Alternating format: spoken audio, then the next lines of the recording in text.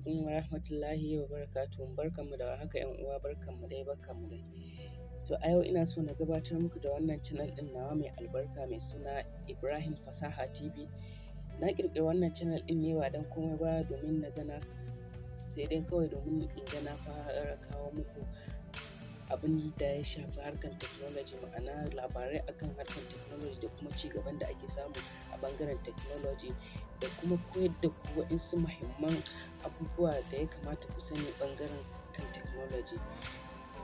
So ina so don Allah don Annabi da ku yi min subscribe a wannan channel ɗin nawa, ku danna alamar ƙararrawar nan ta yadda da zarar na fara ɗora bidiyo ɗina ya kasance kai ne wanda za ka fara ganin shi. Don Allah ina mai roƙonku da ku yi min subscribe, saboda idan har ba ku yi min subscribe ba zan ji daɗin kawo muku muhimman labari da ya kamata ku sani ba. So ina roƙonku don Allah ku min subscribe. Wannan shine tashar da zan fara kawo muku harka da ta shafi harkar technology da kuma koyar da ku wasu abubuwa dai da ya kamata ku sani, muhimman abubuwan da ya kamata ku sani na harkar technology na wannan zamanin da muke ciki. So ba tare da wani ɓata lokaci ba, ka yi min subscribe, ka danna alamar ƙararrawar nan ta yadda da zarar na fara ɗora bidiyo na zan sanar da kai. Na gode.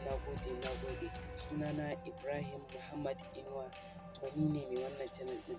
Ina roƙonka da ku yi subscribe ɗin nan, domin yanzu zan fara muku bidiyoyi ne ba tare da wani ɓata lokaci ba.